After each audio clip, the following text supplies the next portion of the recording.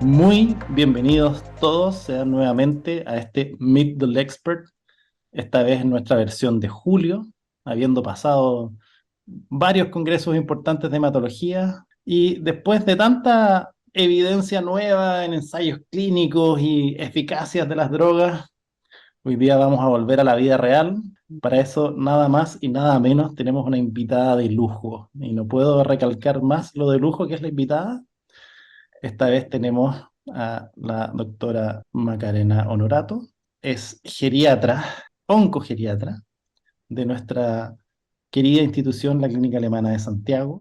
Es miembro de la Sociedad Chilena de Geriatría, de la Sociedad Internacional de Oncogeriatría y de la Sociedad Española de Hematogeriatría. Por lo tanto, alguien más adecuado para este tema no podríamos tener, así que muy bienvenida, Macarena, y vamos a partir que nos cuentes de inmediato qué es la oncogeriatría. Bueno, primero, muchas gracias por la invitación. Creo que es un tema que claramente convoca mucho porque es muy importante, sobre todo en los momentos que estamos viviendo. Y en ese sentido, creo que es cada vez más importante que vayamos conversando sobre la hematogeriatría o la oncohematogeriatría y vayamos aplicándola también, que eso es lo más difícil a veces.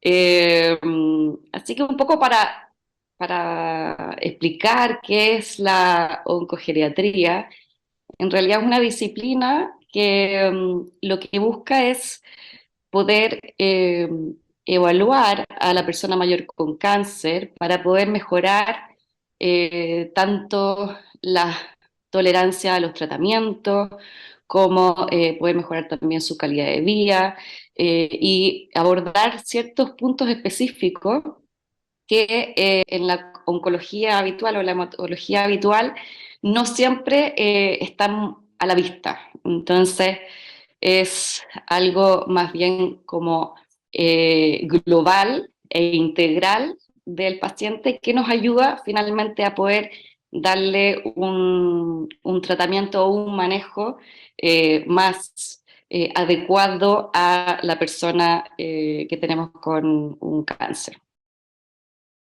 Interesante. Oye, ¿y cuáles son esos aspectos que tú ves que no están tan a la vista al momento de plantear el manejo de estos pacientes con cáncer y en adultos mayores? Sí, mira, nosotros, bueno, en geriatría en general hablamos de dominios, ¿ya? De los distintos dominios. Entonces, habitualmente en medicina nos preocupamos mucho del dominio médico, que es en el fondo los antecedentes, los medicamentos que está tomando, si tiene alergia, no tiene alergia, la cirugía. Pero existen otras, en el fondo, áreas que son, por ejemplo, el dominio funcional, es decir, cómo está el paciente desde el punto de vista del día a día, si es independiente, si logra estar solo en su casa, si hace cosas fuera de casa, desde el punto de vista también del dominio cognitivo, donde vemos si es que hay algún trastorno, algún grado de deterioro cognitivo o si hay algún grado de alteración a nivel del ánimo. Y también nos enfocamos desde el punto de vista social, ya cómo es su apoyo, que tanto en el fondo importa también a los pacientes que van a recibir sobre todo una terapia, en el fondo, quién los va a acompañar, si es que hay algún problema o tienen alguna dificultad, a quién pueden acudir. Entonces vamos evaluando todas estas cosas. Y los grandes síndromes geriátricos que son, en el fondo, condiciones que son más frecuentes en personas mayores, pero que también son determinantes en ciertas áreas o dominios, como por ejemplo eh, la incontinencia, la constipación, la hipoacusia. Y hablamos también en ese punto el tema de la sarcopenia, la fragilidad, que es un tema que es bien importante en el fondo cuando conversamos nosotros con nuestros pacientes, nuestro equipo, ¿no? Maravilloso. Por supuesto. Oye, y algo me habías dicho de que conocías un poquito cuál era el origen de esta combinación, ¿no? De geriatría y cáncer. Bueno, más o menos se puede evaluar como esta historia, por así decirlo, en tres periodos principales.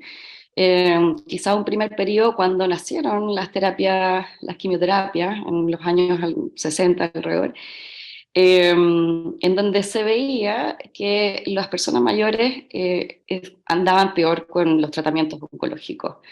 Entonces, en ese periodo, los investigadores empezaron en el fondo, no adherir a las personas mayores a los estudios clínicos. Entonces, A generalmente los estudios excluirlos, llegaban a, básicamente. sí, quería decirlo de una manera Lo dejamos no afuera, tan, sí, es cierto, hasta el día de hoy. hasta los 65 años, ¿ya? Entonces, pero después viene como un segundo periodo, alrededor de los años 80, en donde se daban cuenta que en realidad las personas que estaban tratando no eran las personas de los estudios clínicos, sino que generalmente eran personas mayores que tenían un cáncer. Entonces dijeron, bueno, estamos excluyendo justo a las personas que estamos tratando en el día a día. Y ahí empezó como una nueva conversación y existen en el fondo las primeras conversaciones en Estados Unidos ya entre las distintas entidades de salud y se hace una primera publicación en, ojo, tenemos personas mayores con cáncer que generalmente son las que tratamos y que están fuera de los estudios en el año 83 más o menos.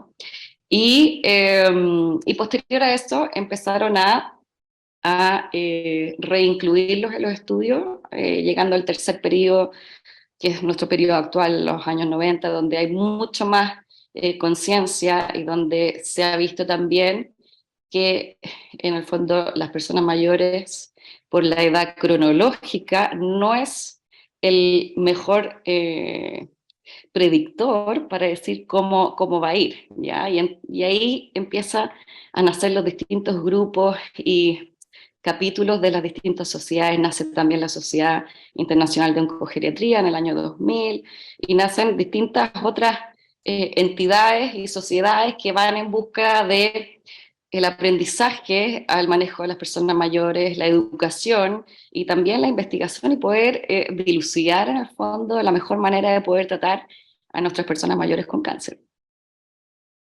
Chuta, súper importante, ¿no? Además que finalmente los que estamos en el lado de disparar las quimioterapias, muchas veces lo hacemos con consideraciones bien superficiales respecto a esto.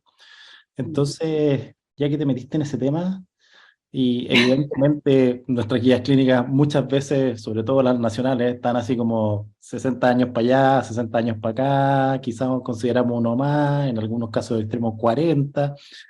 Entonces, ¿cómo defines tú esta población de adultos mayores? ¿O cómo, cómo lo hacemos mejor que no sea ponerle un número respecto a su edad?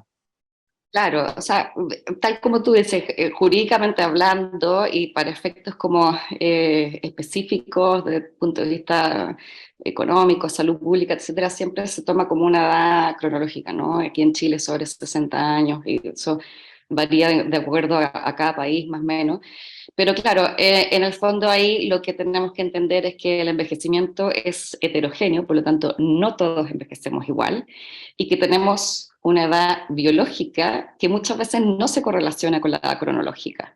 Y es por eso que vemos a estos pacientes de 80, 85 años, pero que biológicamente quizás son más jóvenes, por así decirlo, y algunos pacientes de repente de 50 años que son cronológicamente más jóvenes, pero biológicamente o fisiológicamente son mayores y tienen peores desenlaces. Entonces, en búsqueda de esta evaluación o pesquisa un poco más objetiva de esta edad biológica es que nace todas estas distintas escalas y evaluaciones que intentamos de hacer para poder objetivar un poco mejor el cómo está el paciente y en el fondo para ver también el cómo poder tratarlo de una manera más personalizada de nuevo.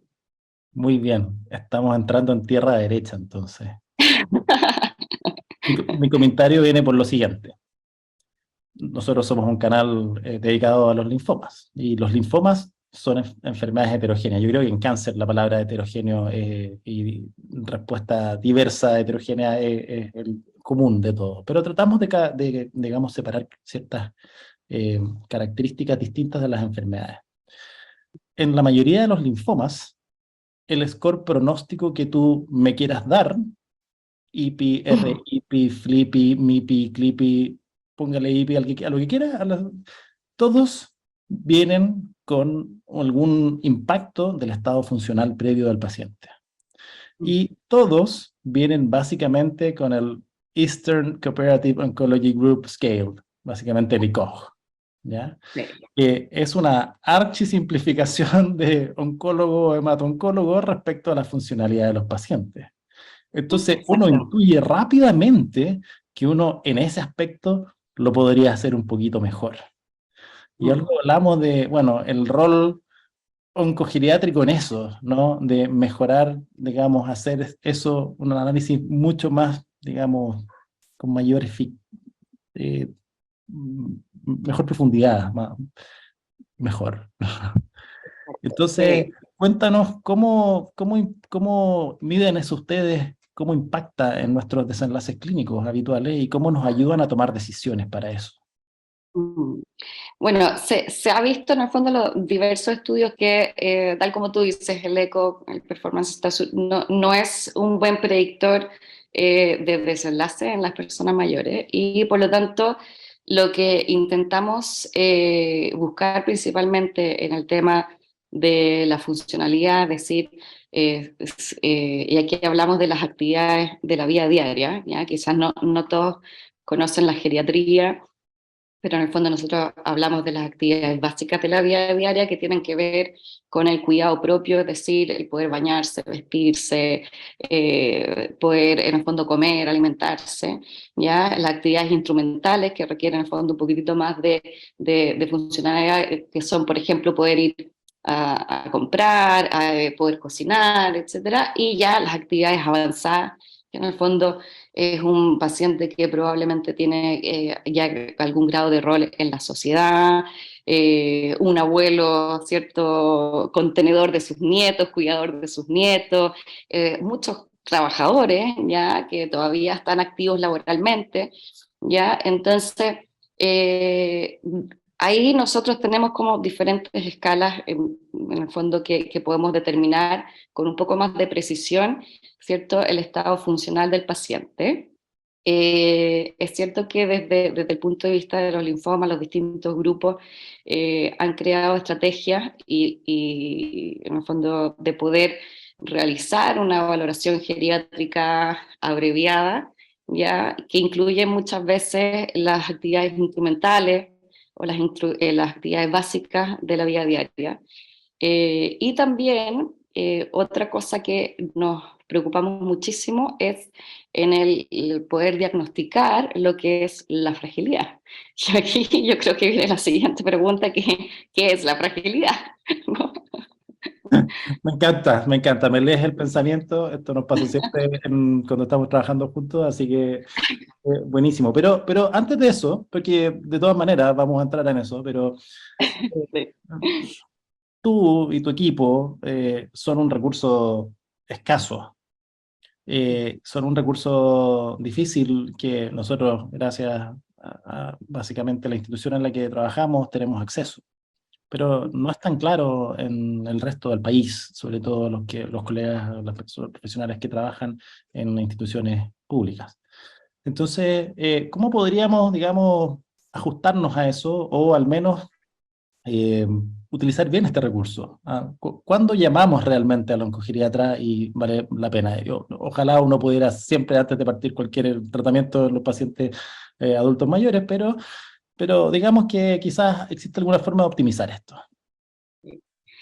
Yo en una presentación que hice una vez en el Congreso de Geriatría hablaba sobre el estándar de cobre, ¿ya? Entonces, para los que no son chilenos, les puedo decir que aquí en Chile no tenemos oro, sino que tenemos cobre. Entonces, tenemos que modificar, ¿cierto?, nuestros estándares dependiendo de lo que tenemos, ¿ya? O sea, nosotros tenemos cobre, entonces tenemos que hacer nuestro estándar de cobre. Y eso significa que, tal como tú dices, no existe geriatras en todas las instituciones, ni siquiera, o sea, de aquí Chile, pero tampoco en instituciones de otros países. Entonces uno tiene que agarrar ciertas aptitudes y herramientas que te pueden ayudar, ¿cierto?, a poder hacer una mejor evaluación. Entonces, si uno tiene el recurso del geriatra y puede tener una unidad oncogeriátrica como tal, un poco lo que tenemos nosotros, ¿cierto? De este tratamiento, pretratamiento, seguimiento, posttratamiento, ya que eso sería como el ideal, bueno, está súper bien y estupendo. Pero muchas veces el geriatra además tiene que preocuparse del resto de las otras áreas de la geriatría, la ortogeriatría, etcétera, y podemos en el fondo dar una charla entera de lo que es la geriatría. Y ahí este recurso uno trata de maximizarlo con algunas escalas de tamizaje que hoy en día se han intentado validar.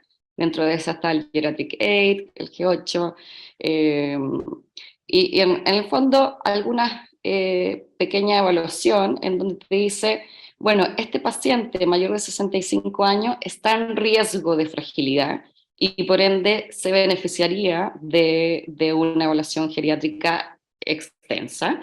O, mira, sabes que este paciente en realidad no tiene riesgo de fragilidad, por ende puedes en el fondo darle una terapia, ¿cierto? Como habitualmente se la daría, ¿ya?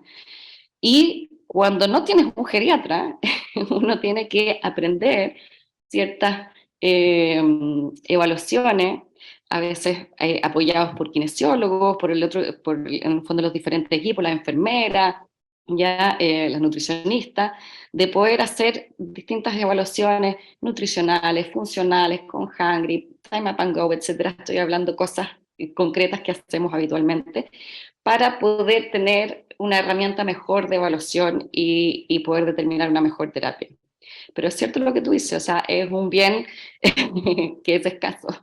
Oye, pero si te entiendo bien, entonces, porque nuevamente, volviendo a la heterogeneidad, los pacientes a los 65 años hay una población muy heterogénea. A nosotros nos toca ver pacientes muy mejores condiciones que uno a los 65 años, y hay otros pacientes en otras situaciones o en otras realidades socioeconómicas donde mucho más jóvenes tienen alto riesgo de fragilidad.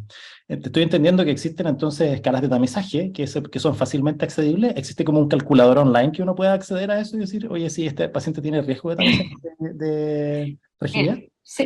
Sí, sí. Existen algunos, en el fondo, puntos de tamizaje. Específicamente el linfoma, ya no hay así como uno que yo te dijera, este es específico del linfoma, pero hay algunos tamizajes que sí utilizamos, en el fondo, en la manera habitual de la oncogeriatría, ya, y que te pueden ayudar a determinar cuándo, en el fondo, tu recurso no es tan tangible y tan inmediato.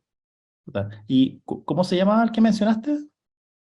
Yo te mencioné el Jurassic 8, que es ¿Ya? el G8, De hecho, así como, eh, como el grupo político sí, económico. como que está más validado, que tiene en el fondo estudios, etcétera. Pero nosotros ese es el que utilizamos hoy en día en la clínica. Maravilloso. Voy a hacer una pausa para invitar a la gente que nos está escuchando a, si tienen preguntas para la doctora Honorato, por favor, hacerlas en nuestro chat. Yo las voy a tratar de transmitir. Esta conversación está muy interesante. Ya, pues, fragilidad, al tiro. Hice mi tamizaje, quedé en problemas y tengo a mi paciente con un linfoma agresivo que tengo que partir el tratamiento rápido y tengo que decidir qué hacer y tengo que decidir cuánto, cómo, qué soporte y necesito ayuda. Yo la tengo habitualmente, para mí es relativamente sencillo, pero Eso. cuéntame. Mira, Básicamente la entonces, pregunta aquí de fondo, perdona que te interrumpa, es que me la he pensado harto, ¿no? Porque finalmente nos separan a los pacientes sencillamente para nosotros en tres categorías de robustez, prefragilidad o fragilidad. Entonces, ¿en qué se basa eso? Cuéntanos. eh, Si quieres jugamos al Jenga, ¿te parece? Me encanta. Entonces, aquí está tu paciente, ¿ya? Con el linfoma, ¿cierto? De alto grado, y que tienes que tratar de forma inmediata con el tratamiento full dosis que tú estimes conveniente o que acordemos en conjunto con el paciente. Nunca hay que olvidar las preferencias del paciente. Entonces, vamos a empezar, ¿cierto? A ponerle algunas quimioterapéuticos. Tenemos que... Algunas circunstancias que producen fragilidad, ¿no? No, este paciente te aguanta, ¿cierto? Algunas cosillas, algunos quimioterapéuticos, algunas circunstancias, algunas cosas, y en el fondo es capaz de poder sostenerse y de poder, en el fondo, tener menores eventos adversos o menor riesgo de hospitalizaciones. Pero otra cosa es que tu mismo paciente, que también le quiere dar la misma quimioterapia,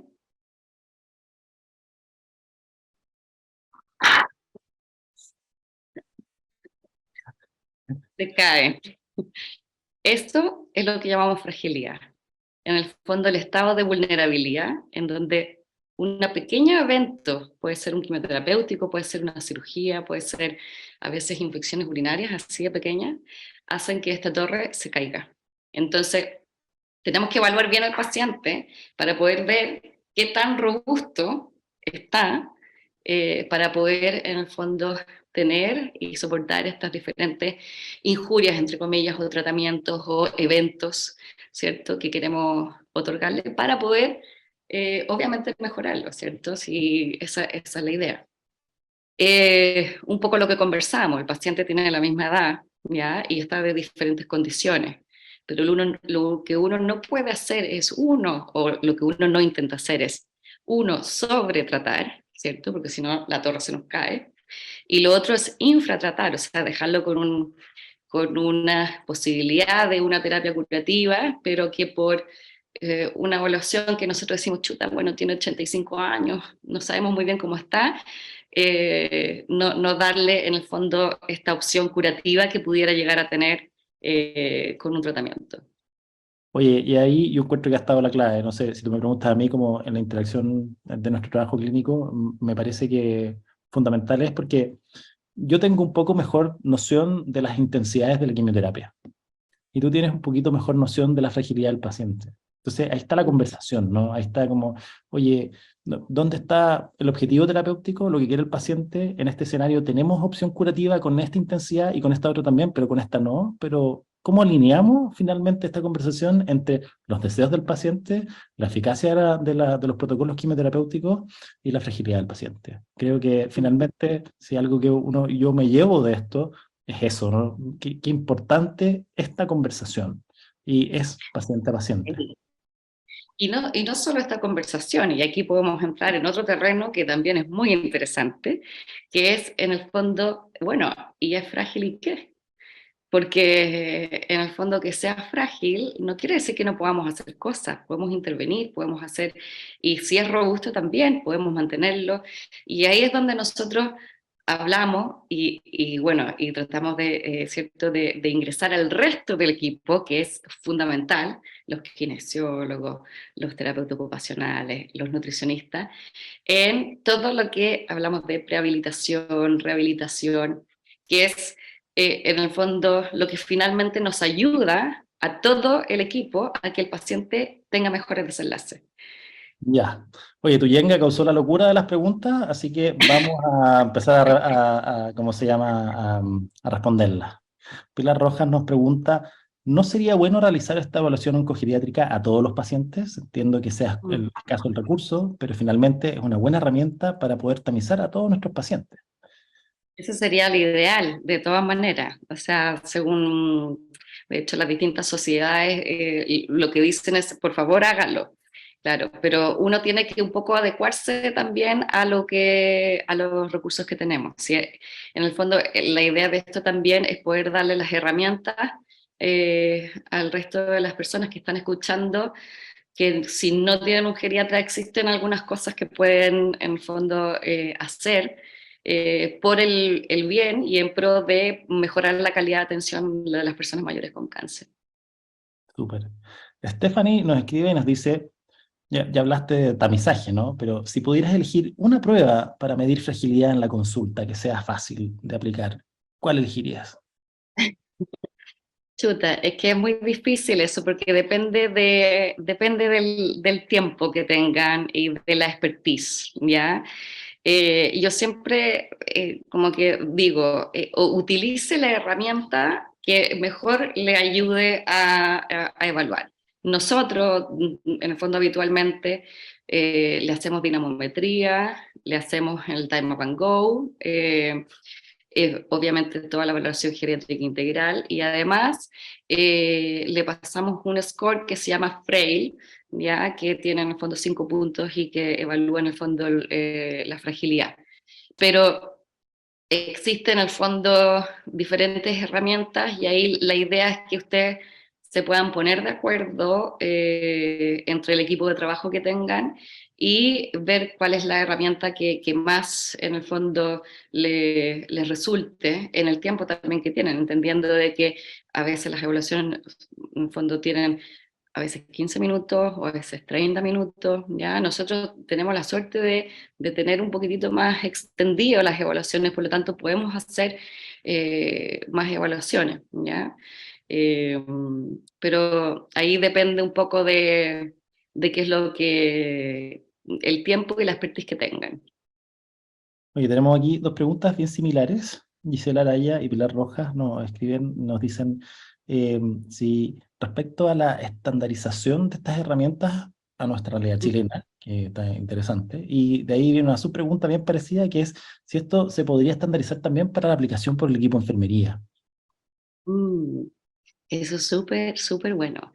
De todas maneras, siempre hay ganas y es algo que hemos tratado de hacer, de validar ciertas herramientas que están fuera, validarlas en el fondo aquí a Chile, pero hay cosas que sí ya están validadas. La doctora Albala tiene varios estudios en el INTA sobre la validación de la dinamometría en personas mayores chilenas, evaluaciones del tiempo también, del Time Up and Go. Entonces, existen algunas cosas que ya están validadas en Chile y, por ejemplo, el G8 es algo que estamos en el debe y que hemos querido, en el fondo, intentar validarlo con los distintos geriatras que se dedican a la oncogeriatría en Chile. Y bueno, y ojalá prontamente se pueda realizar. Pero sí, de todas maneras es algo que tenemos que hacer y nada, y veremos ojalá pronto que salgan resultados de eso. Nuestro departamento está en la planificación académica, así que, doctora Honorato, usted puede liderar un proyecto de... Ya se ¿Ah? mandó, ya se mandó el proyecto. Ah, ya, muy bien, muy bien, muy, muy bien. Oye, te interrumpí entre medio de esto, relacionado con, estabas a punto de meterte en un tema interesantísimo, que es, bueno, una vez que tenemos estas evaluaciones de fragilidad, eh, quedamos con un resultado, pero la pregunta que tú dijiste, bueno, ¿y qué? Em, ¿Hay algo que podamos hacer? ¿Podemos apretar un botón de pánico? ¿Podemos decir, oye, detengan al hematólogo, detengan ese R-CHOP y vamos a hacer algo para que esto, ese mini R-CHOP lo podamos convertir en R-CHOP o algo así? A ese paciente que no le íbamos a dar nada, quizás le podemos dar algo. Claro. A ver, yo creo que hay dos cosas súper importantes. Uno, que la valoración genética integral en los pacientes, o sea, oncológicos, en la oncogeriatría en general, siempre hay cosas que se pueden hacer y mejorar, ¿ya? Desde una limpieza de polifarmacia, ayuda en el fondo en ciertas cosas, síndrome geriátrico, y obviamente siempre potenciar a la prehabilitación cuando son, en el fondo, cuando están bastante bien, o rehabilitación si es que están ya en algún grado de disminución de la funcionalidad por alguna terapia o algo así. ¿ya? Y eso incluye obviamente un manejo multidisciplinario y que incluye ejercicio físico, que es multicomponente, es decir, que nos enfocamos en fuerza muscular, equilibrio, ¿ya? Y también una nutrición que idealmente sea en el fondo con un buen aporte de proteína, revisar en el fondo todos los niveles que habitualmente vemos, por ejemplo, vitamina B12, vitamina B, pruebas tiroideas, etcétera, e ir haciendo ciertas cosas, ¿ya? Y la segunda patita sobre la fragilidad en sí misma, la fragilidad, la gracia que tiene es que muchas veces es reversible. Entonces tú tienes un paciente robusto que puede pasar a prefrágil, de prefrágil puede pasar a frágil, pero en el fondo también existe una reversibilidad de eso y tiene que ver un poco con el manejo multidisciplinario que podamos hacerle. Y hago mucho énfasis en el equipo porque es súper importante, ¿ya? En el fondo nosotros podemos dar ciertas pautas de recomendaciones y cosas, pero otra cosa es tener efectivamente al fisioterapeuta, al kinesiólogo, terapeuta ocupacional, etcétera, dando y viendo y haciendo el manejo en el fondo más específico. Voy a hacer un comentario controvertido respecto a esto, porque yo estoy súper de acuerdo y evidentemente hay una multidisciplinaridad aquí, digamos, inevitable y en respecto a este escenario, ¿no? En términos prácticos, muchas veces estamos nosotros, los hematólogos, a nuestros pacientes con linfoma, dando las instrucciones y quizás no deberíamos. Quizás nosotros deberíamos estar ahí solamente para, digamos, indicar la terapia oncológica, pero quizás la gestión principal la debería llevar otro, que básicamente pueda integrar de mejor manera a este resto del equipo, que nosotros que somos un poquito limitados en nuestro accionar con el resto del equipo interdisciplinario. O sea, me encanta lo que hacen los kinesiólogos, la nutricionistas y todo eso, pero mi formación está súper limitada respecto a lo que hacen. Entonces, evidentemente, aquí hay un choque de cómo opera el sistema. Cultural, sí. Por eso hablamos de estas unidades oncogeriátricas, en que no solo está el hematólogo, ¿cierto? El radioterapeuta, el cirujano, etcétera, sino que está también el geriatra, el kinesiólogo, la nutricionista, la enfermera de seguimiento, ¿cierto? Navegadora, como quieran llamarla. O sea, es un equipo finalmente que no solo diagnostica al paciente, sino que lo acompaña a nivel del tratamiento y en el posttratamiento y después la, algo que en el fondo no nos llama en este minuto, pero también lo que es la sobrevida después de un cáncer. Por supuesto. Oye, voy a continuar con las preguntas porque está en llamas. De hecho, creo que tenemos nuestra asistencia récord, así que lo voy a confirmar, pero me parece que sí. Marilu Es un Budinich, tema muy, muy, muy bueno. no, está pero impresionante. Oye, em, ¿cuál serían tus herramientas favoritas? Puta, se nos metió alguien con el audio, espérate, déjame silenciarla. ¿Favoritas? Sí. ¿Cuáles serían tus herramientas favoritas o ítems mínimos que puedan ser aplicadas en distintos momentos a integrantes del equipo para optimizar tiempo? Hay una variable interesante, ¿no? Básicamente, sobre todo porque me imagino que la evaluación que tú me estás planteando, ojalá sea dinámica en el tiempo. No nos quedemos con la primera impresión y de ahí nos fuimos. Que eso sí es un pecado que nosotros hacemos habitualmente. Partimos, sí, frágil, frágil, chao. A ver, siempre hablamos, voy a hablar del ideal, ¿ya? Porque un poco como para poder poner los estándares.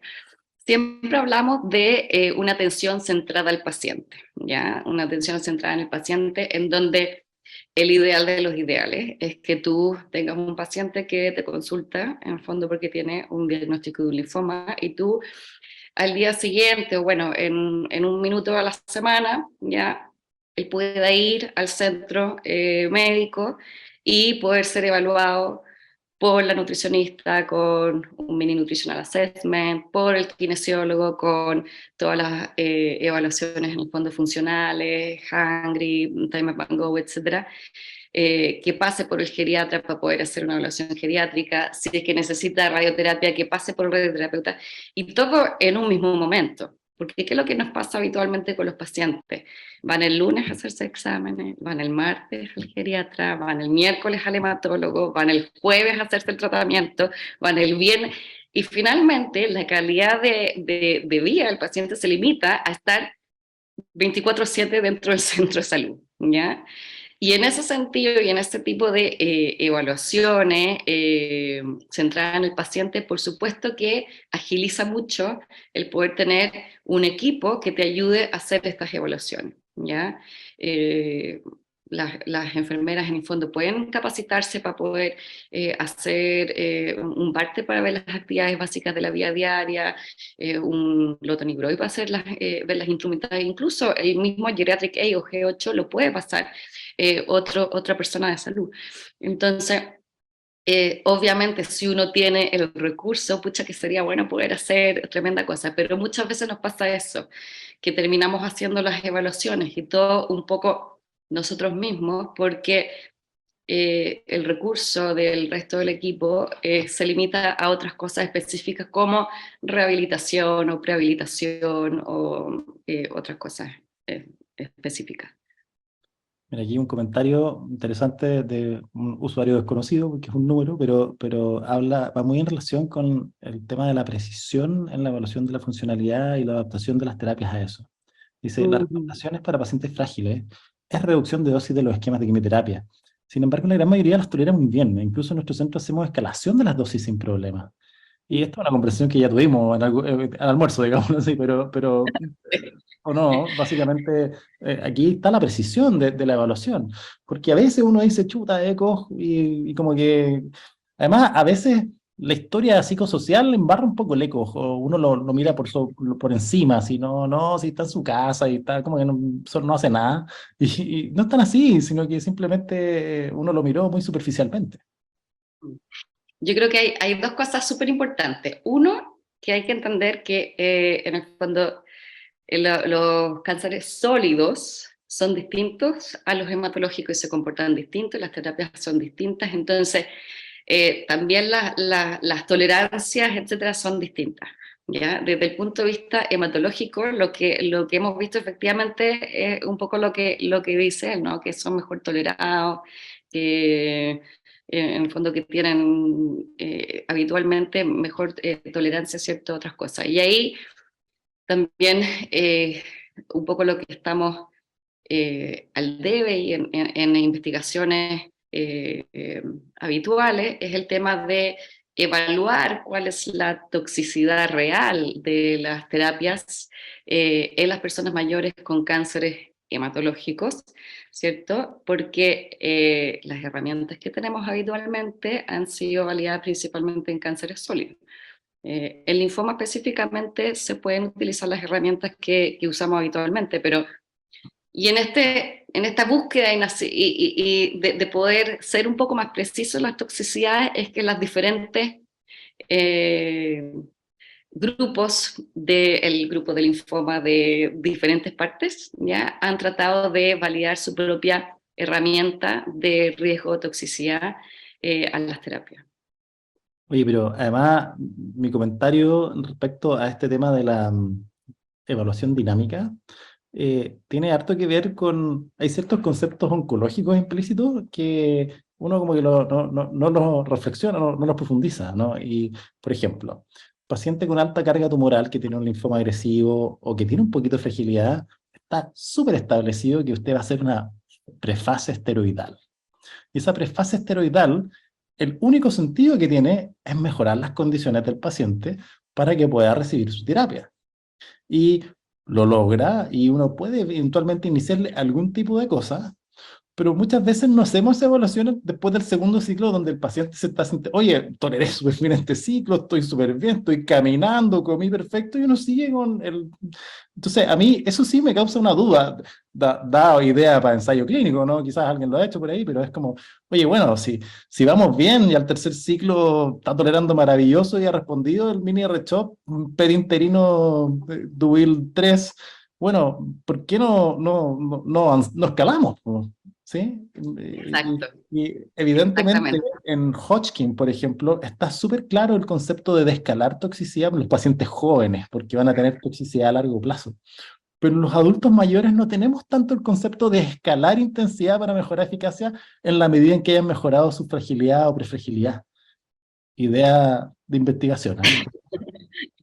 Sí, o sea, claro, de todas maneras uno necesita una evaluación preterapéutica inicial y necesita un seguimiento. Y un poco lo que te comentaba antes, no solo hasta el final del tratamiento, sino que también posterior, cuando ya sobrevive o queda con algún tipo de secuela, etcétera. Eso es súper importante. Entonces sí, o sea, claramente es algo que se trata de estandarizar en estos equipos como hacemos tú y yo, ¿no? Tratamos de hacer lo mejor que podemos con los recursos que tenemos y hacer en el fondo el mejor seguimiento que podamos de los pacientes. Pero sí, es algo que deberíamos de ir reevaluando en el fondo de etapa a etapa. Y otra cosa importante que me gustaría aclarar es, claro, en el fondo el paciente puede ser frágil, pero ¿frágil para qué? Porque quizás es frágil para un R-CHOP con dosis full, pero quizás en el fondo puede ser candidato a un R-mini-CHOP o en el fondo mucho hablamos también esto en cirugía. Bueno, ¿es frágil para qué tipo de cirugía? ¿Sacarle un ganglio o sacarle en el fondo algún órgano? ¿Me entiende? Entonces, por eso la conversación previa con el hematólogo, con el oncólogo, es tan importante y este llamado telefónico que te hago, bueno, Joaquín, ¿a qué vamos, no? ¿A qué tendría que ir? ¿Cierto? Porque para poder definir en el fondo a qué, si efectivamente es frágil, para qué cosa, ¿ya? Porque la fragilidad como concepto, ¿cierto? Hay que entenderla también como tratar de ver hacia qué y hacia dónde. Oye, aquí Mari Carmen, me imagino quién es, nos pregunta, ¡Ay, la Mari! eh, me pregunta a mí, ¿qué espero yo del geriatra en la evaluación oncogeriátrica y cómo es la interacción que tienen en nuestro equipo una vez que ya el paciente ya fue evaluado por geriatría en términos de cambio de conducta que genera para el hematólogo o oncólogo? Bueno, yo puedo hablar del equipo de hematología y nosotros tenemos un cierto grado de dependencia en los adultos mayores de nuestro equipo de oncogeriatría porque tenemos una muy buena relación y eso es algo cultivado e intencionado y creo que ha sido súper bueno, no solo para nosotros, sino que también para los pacientes, por supuesto. Eh, yo siempre llamo porque tengo siempre la sensación de que en la clínica alemana los pacientes se ven más funcionales de lo que son. Al revés que en mi otra realidad, en el Hospital Padre Hurtado, donde habitualmente los pacientes, ¿cómo se llama?, se ven muy deteriorados siempre y como relativamente fácil. Y me he equivocado varias veces, no grave, pero siempre he dicho, oye, sí, con todo, y como que me dicen, pero 80%. Entonces, yo creo que me encanta este tema de mejorar la precisión de la evaluación de la funcionalidad para poder ajustar las terapias.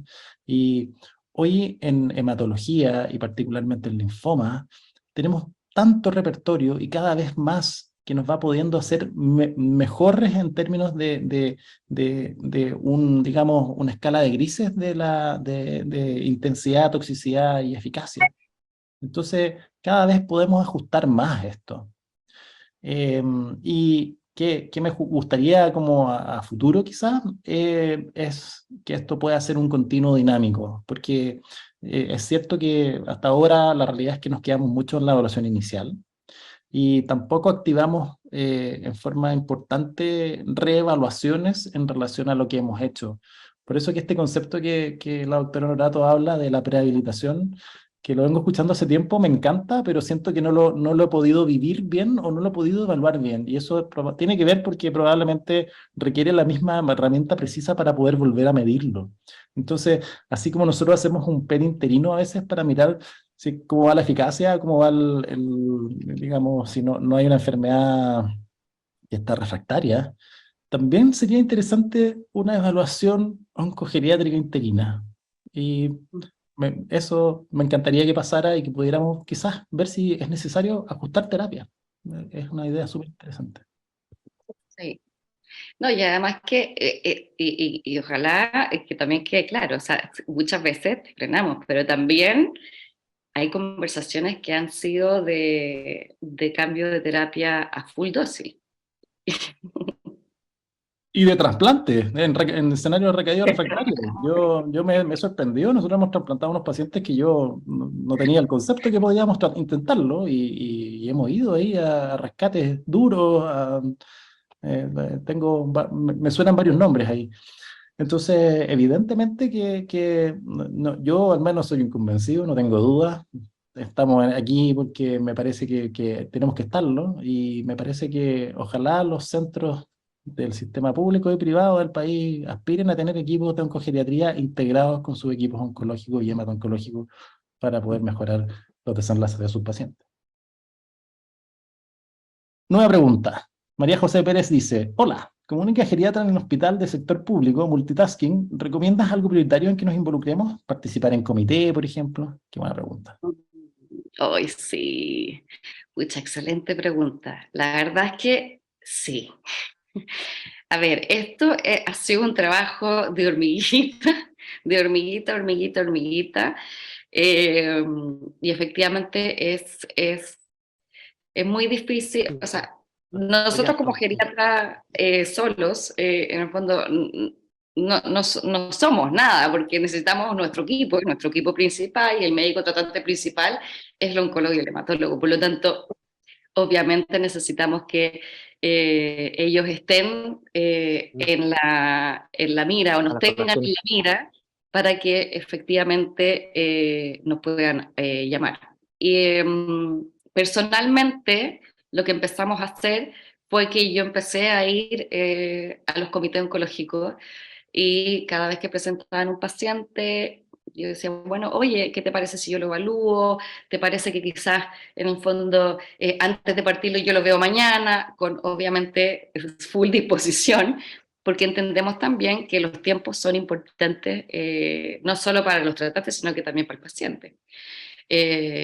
Muchas veces en el desconocimiento del rol del geriatra dentro de la oncogeriatría pasa eso, como chuta, a ver, nos van a retrasar los tiempos de inicio de tratamiento o nos van a decir que no tratemos. Entonces, un poco de ir de a poquitito dando la luz de nuestro rol principal, que es el trabajo en equipo, y en pro de mejorar los desenlaces de los pacientes y la calidad de vida de los pacientes. Y de a poquitito yo te diría, si es que tú puedes hacer en el fondo una cosa, yo iría de lleno al comité y que me miren, que me vean, ofrecer mis servicios y de a poquitito van a ir viendo cómo Joaquín se ha dado cuenta de que la oncogeriatría de verdad sirve, funciona y es súper buena. Entonces, y de ahí te van a empezar a llamar, de todas maneras. Mira, aquí nos va a hacer una pregunta conjunta, muy interesante, la doctora Trigal Celeste Mora Rodríguez. Y Ah, dice, no, ¿cuánto tiempo tenemos para prehabilitar en un cáncer hematológico? ¿Tenemos tiempo? Dos, ¿importa medir la masa muscular para ajustar las dosis para disminuir la toxicidad? ¿Se usa realmente? Y tres, ¿cómo conciliar los resultados de éxito a través de un PET versus bienestar y calidad de vida en los pacientes hematológicos? Para la reflexión. Muchas gracias. Yo puedo hacer un a ver, comentario del primer punto, y del tercero también. No, pero el primer punto me parece vital. Y es que la respuesta es, bueno, depende del cáncer hematológico. Pero mi respuesta depende es súper importante, porque va a ser distinto dependiendo de cada cáncer hematológico. Me refiero a que en los mismos linfomas existe una alta heterogeneidad digamos, los pronósticos, los objetivos terapéuticos y cuánto tiempo tenemos. Entonces, si estamos hablando de un linfoma agresivo, ejemplo, el más común, linfoma difuso de células grandes B, o ahora linfoma de células grandes B, bueno, está claro que retrasar el tratamiento tiene impacto en el pronóstico. Por lo tanto, la prehabilitación va a ser relativamente limitada. Sin embargo, y este es mi punto específico, es que yo creo que esta prehabilitación no termina cuando yo parto el primer ciclo de quimioterapia. Debiera continuar, porque yo sí veo que los pacientes empiezan a mejorar. Y hay un minuto que, mira, voy a hacer un ejemplo personal. Yo esta semana acabo de controlar a una abuelita de 83 años que le dimos un mini R-CHOP y ella venía con alta carga de enfermedad extranodal, brutal. Le dimos un mini R-CHOP así pensando que chuta, la abuelita, 83 años. Oye, lo toleró así, pero nada, me dijo, pero usted no me está dando nada, ¿qué es esto? ¿Sí? Tiene estupenda respuesta en los PET parcial, no completa. O sea, tuvo buena respuesta, se ha sentido bien, sin embargo el objetivo terapéutico que podría haber sido una intención curativa, no lo logré con esta primera línea. Y me voy a quedar con la duda para siempre si yo lo hubiera intensificado, o sea, si le hubiera dado algo un poquito más grande. Y evidentemente que no se lo iba a dar en la primera evaluación porque parecía un adulto mayor prefrágil. Pero pucha, no hice una evaluación en la mitad y eso quizás falta. Sí. O sea, un poco, claro, lo que tú decís, ¿no? Hay ciertas patologías, o sea, una leucemia mieloide, bueno, no hay tiempo de hacer nada, o sea, no tiene que iniciar. Por lo tanto, ahí hablamos más de una rehabilitación, ¿no? Porque muchas veces llegan sintomáticos, más que nada por la patología hematológica, y a medida que uno los va tratando, va mejorando la sintomatología y por ende la funcionalidad, y ahí va, en el fondo, el tema de la rehabilitación hacia eso. Eh, pero hay veces que sí se puede hacer prehabilitación. Lo importante del concepto de prehabilitación y en el fondo es que sea un continuo, como tú dices, prehabilitación, rehabilitación y ahí es un eternum, ¿ya? Claro, que no se limita solo al preinicio de la terapia, sino que es un continuo durante todo el tratamiento y el manejo. Sí. Respecto a la masa muscular, esa está buena esa pregunta porque para nosotros al menos tiene como una validez bien indirecta, pero ustedes lo hacen dentro de este aumento, mejora de la precisión de la funcionalidad. No sé si pudieras comentar un poco de eso. Sí, no, es que no sé si se refiere quizás a medir, no sé, nosotros medimos fuerza muscular y medimos en el fondo desempeño. Entonces sí, sí vemos ciertas, en el fondo como ciertas cosas más objetivas de poder hacer un diagnóstico más preciso de la masa muscular. Pero no sé si va la pregunta hacia quizás medir como con Claro, lo hace que DEXA. no tenemos un ajuste por masa muscular, pero nuestro ajuste sí es por la evaluación de funcionalidad o de fragilidad. Lo viste en Atrigal, me respondí ahí un DEXA, sí. No, no, sí, no, nosotros por lo menos no estamos utilizando esa medida, lo medimos en el fondo de manera funcional, sí.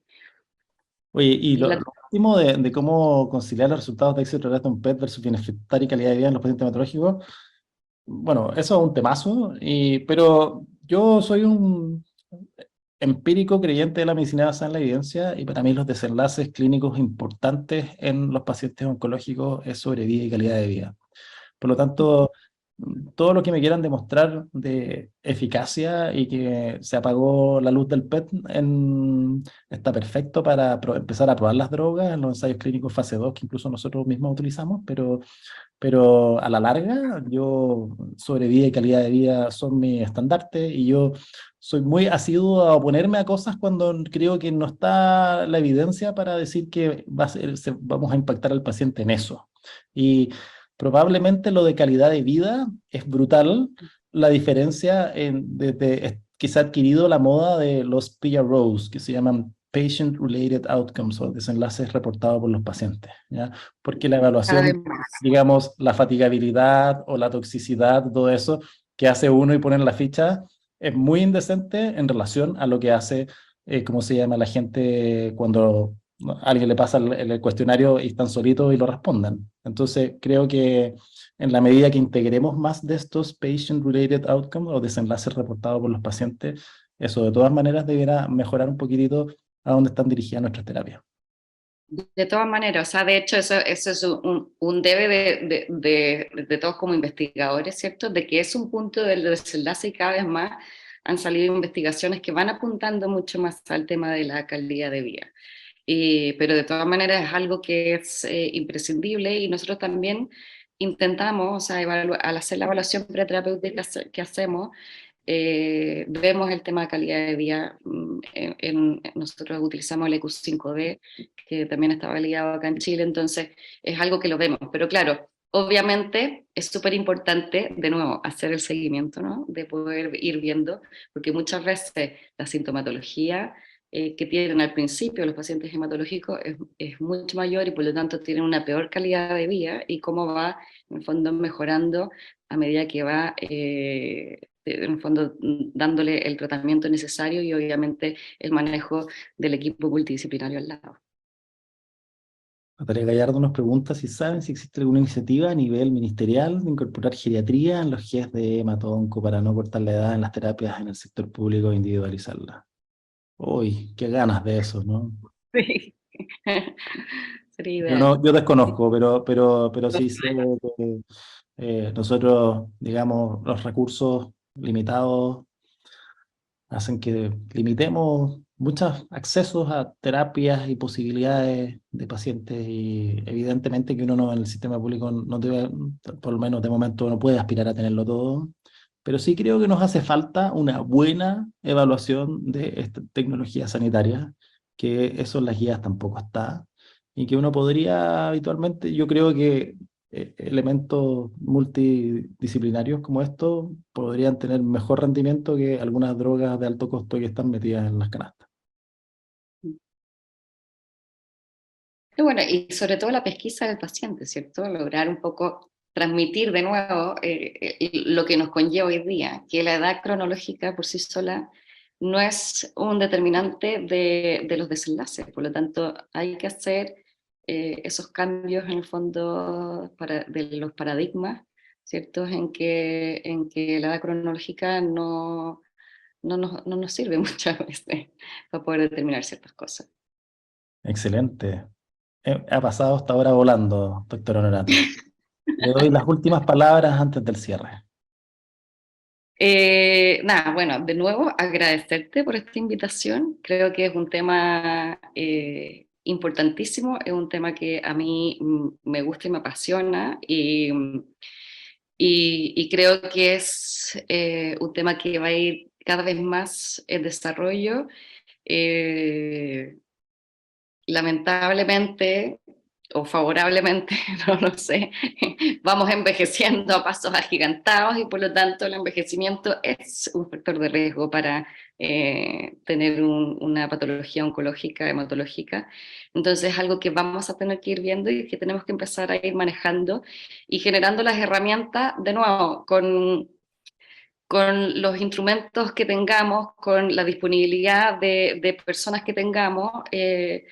Y en ese sentido también dejo la puerta absolutamente abierta para quien quiera comunicarse conmigo, si necesitan apoyo de alguna idea en específico, si necesitan información, datos o lo que sea, absolutamente abierta a poder conversar y transmitir en el fondo un poco lo que hacemos y mejorar también. Si esto ha sido un aprendizaje, ha sido una evolución, hemos ido mejorando de a poco y creo que ha sido súper, súper bueno para nosotros como equipo y como profesionales y por supuesto para nuestros pacientes. Excelente, no puedo estar más de acuerdo. Oye, te agradezco mucho tu participación y agradezco a todos por haber asistido a esta sesión. Hubo mucha participación, hubo muchas preguntas y creo que vamos a tener que volver a repetirlo esto en algún minuto. Así que Feliz. Muchas gracias. Que Sí, tengan todos una muy buena noche y nos vemos en el próximo Meet the Expert.